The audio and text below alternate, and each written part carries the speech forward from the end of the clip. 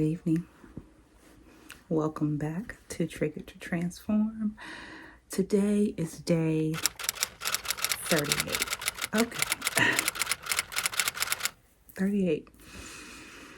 As you can tell what time it is, it has been a rainy day. And if you're anywhere in the United States, in the continental North America, then you know it's cold. Okay. So yes, I'm here in my fluffiness because that's the type of day I've had. I've been regulating my nervous system since probably Thursday. And I'm not ashamed to tell you that. And part of me regulating my nervous system is not meeting some expectation that I've set or I've listened to someone else set about how I should come into my channel. Welcome. Take your shoes off at the door. Grab you a cup of tea in the kitchen. Welcome to Auntie's house. I am Goddess Shatoya. And I am grateful to be here with you on today. How you feeling? Yeah? Okay. Thank you for coming and being here. No matter when you get to see this video, you made it to the right place. See, when you walked off up in here, you agreed to transform your life, to transform in the moment, to explore yourself deeply, to ask yourself some interesting questions that you absolutely are going to want to answer. This is a glimpse into a 90-day program called Triggered to Transform that's meant to set us forward on our transformation that leads to our ultimate evolution. And when I say evolution, I mean that internal being, divine flame of wisdom that lies inside of each one of us and allows us to operate from our consciousness. That's what we're here doing. So if that's something that you're interested in, like, subscribe, share, comment below. Send this video to someone that you know that is interested, not even interested, that is working inside of their personal evolution and just needs a space to get clear. Right? This is a space that we choose to no longer be confused about who we are or what we're up to. Right? So come on in here, grab your tea or whatever it is that you like. I have some water tonight. Grab your notebook and let's talk. Let's have a conversation about something. So this week, we're talking about liberated communication. And yes, I have to go back and look because I am years old. Okay. Liberated communication. It really, when I started thinking about it again before I came in here, I really hear transparency in this conversation. Transparency is what I'm learning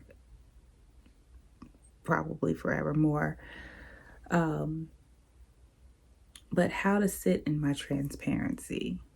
And I want to have a liberated communication in my transparency. I want to communicate without fear. I want to communicate within my freedom of speech, right? In a way that is impactful, not in that way that people start turning you off after a few seconds, right? Liberated communication, not oppressive communication. Liberated communication in the way that I speak and acknowledge myself, not oppressive communication in the way that I speak and acknowledge myself. Liberated communication in the way that I speak to my children and my family. Not oppressive. I'm no longer falling into those paradigms, those uh, structures in our culture that, I was just playing. Oh no, baby, you was serious. I mean, I'm talking about liberated communication in a way that I can say what I mean and mean what I say.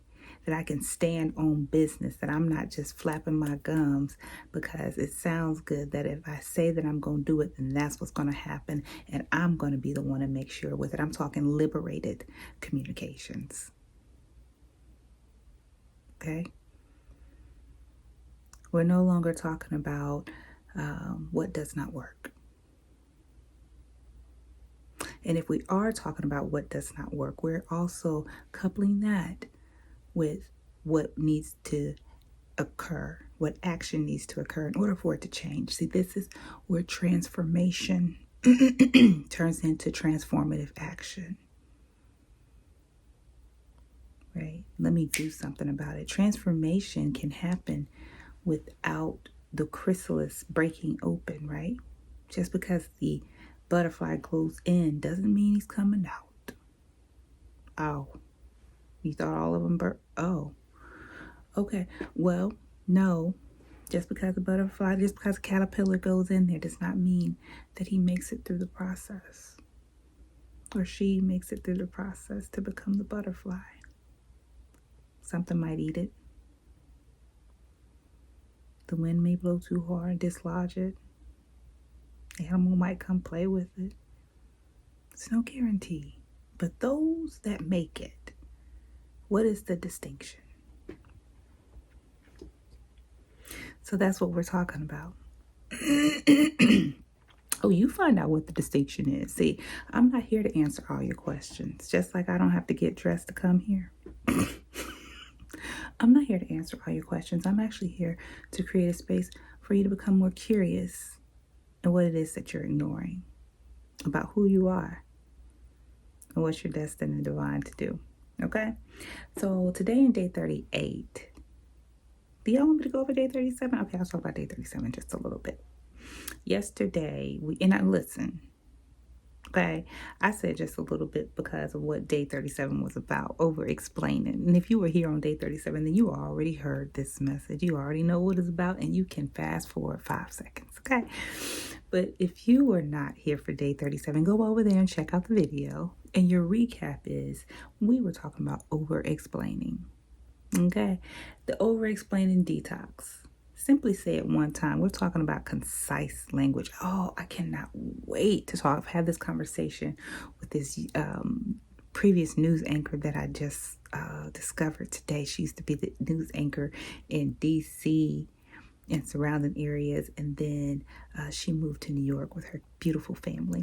And I want to interview her so bad because she was talking about this very thing today, being concise in what it is that what we're talking about and not saying things more than once. And I told y'all yesterday that has been something that I've worked through because, and I even did it yesterday in that video, I'm sure, and I'll probably do it again in this video, but it's something that I consistently work on in hearing myself and acknowledging that I'm doing it, which is over explaining. And I coupled that information with the reason that I feel like I over-explain is being in a therapeutic setting, sometimes working with children. Not all children are visual, kinesthetic, auditory. There's varying learning styles. And so me saying it more than once in a different way is in hopes that every learner gets an opportunity to learn. Right. And I understand that this space is different when I say it like the news anchor space. News anchors don't have a lot of time to be repeating themselves. They got to be concise, on top of it, sure, confident, move it along and in a groove. Okay. And in the classroom, while that's important, sometimes that too can be distracting. Sometimes you may lose students and sometimes they need to hear a certain thing. I have a little bit longer than 30 seconds to tell a story. Okay. So when you think about over-explaining from that context, see where you are over-explaining yourself. Where are you over-explaining yourself to your kids? Get in here, sit down, it's time to do your homework. But mom, Jimmy, didn't I tell you get in here and sit in? Yeah, I said because you had to do this and anyway, you don't do this. I said, come sit down. I'm not going to do that with you. I'm not over-explaining anymore. Okay, especially not to people that I'm responsible for taking care of, the little ones especially. Okay, stop over explaining and be willing to just say it once, simply and concise. Okay, so today in our Liberated Communication, we are taking a look at truth without attack, telling the truth without attacking someone. Ooh, this goes back to a conversation we had. Don't give me the line, but it was a couple of weeks ago, and I mentioned to do no harm, right? If I can tell you the truth without an attack, I feel like I come in here and tell us the truth all the time. I'm going to tell the truth on myself. I'm telling the truth to you all about the experiences that you're having. Telling the truth is a very deep core value of mine. And to do no harm is also a value of mine. And should there have been harm done, then what am I going to do about it? That's the second piece to that conversation. If I am telling the truth and I do that in a way that attacks you, how do I remedy that? Okay. So let's think about the word truth. When we think about telling the truth, we think about, I'll tell y'all about that in just a second on my next little pause. We think about several things, I would say. Excuse me. And I'm going to pull them back up here on my phone because I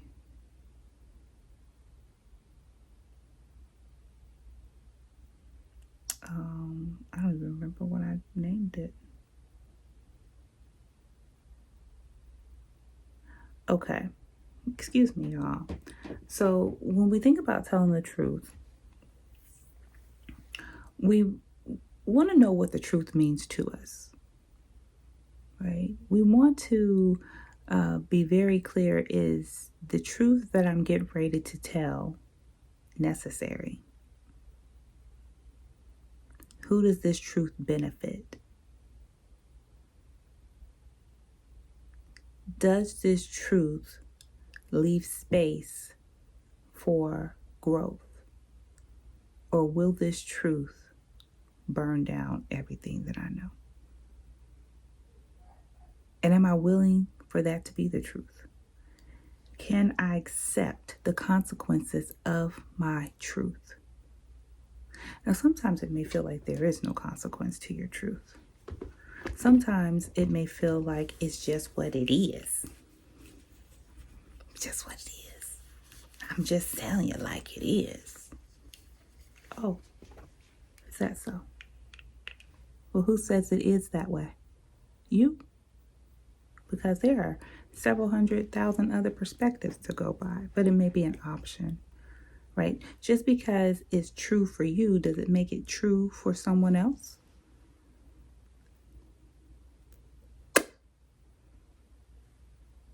Just because it's true for someone else doesn't make it true for you?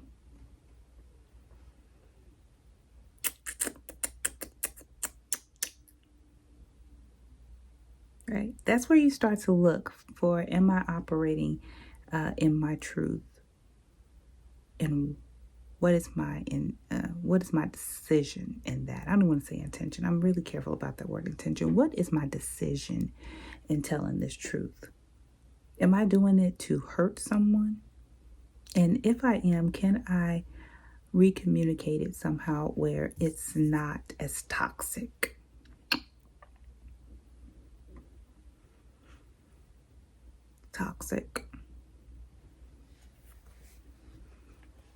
Can I do that?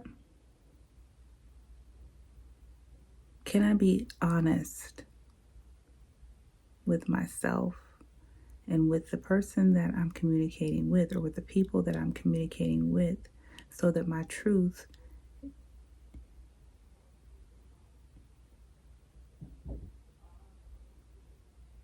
isn't narrated, maybe that's the best word, as an attack. Because I also understand that sometimes you can say things just in truth without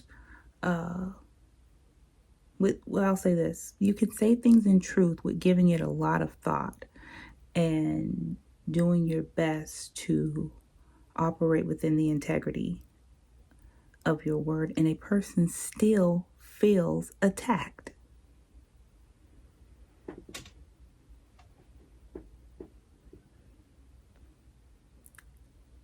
Now, that's where I want to say,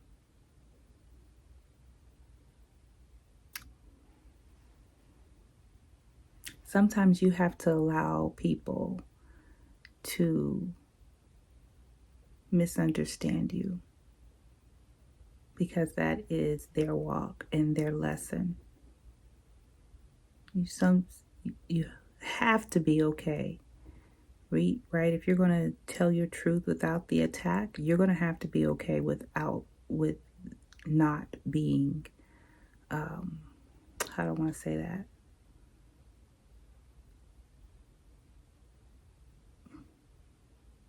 With being misunderstood. I'll say it that way. You have to be okay with being misunderstood. Right? Because you're operating within your integrity and within emotional safety and within emotional intelligence. Then if a person comes through and feels attacked through that, then it may warrant a conversation, but not an apology. Okay? Right? Because at the same time as this conversation is true to tell the truth without the attack, is also the conversation to have about when I'm telling the truth and someone feels attacked. How do I handle that? Because I am checking in with myself. I have paused. I've heard what the other person said. Like, I've gone down my checklist. And I know that in my response, I am telling the truth. And I am also operating within my emotional integrity, my emotional intelligence. And this person still feels attacked. It's a possibility. It's a possibility. Okay? All right. So express one emotional honesty, or I say emotional honesty, but express one emotion honestly. Tell the truth on yourself. Right? Since we're talking about communication, tell the truth about how you communicate. Right? Honestly. One emotion about you that you find in your communication. I feel sad when what? It makes me happy when I tell the truth, and what? It makes me excited. It makes me fearful when I tell the truth. And I think that no one's going to believe me. Right? Like something that you aren't necessarily paying attention to. Tap in to where you are telling the truth and how it's coming forward. And if you're telling that truth for the purpose and the betterment of the relationship that it's attached to. And if you're telling the truth and the person still feels it, if you're telling the truth and you're in alignment with your emotional integrity and the person still feels attacked, then you're at liberty to have a conversation, but not an apology. Okay? Think about that.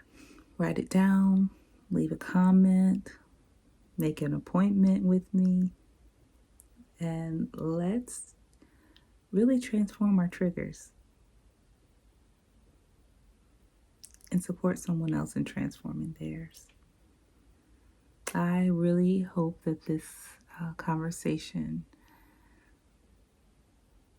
enlightened you, brought you forward to some information that you may not have had previous to now, or even just a new perspective on how you operate within your truth and what truth means to you, and how you are communicating your truths and your decision to attack or not attack.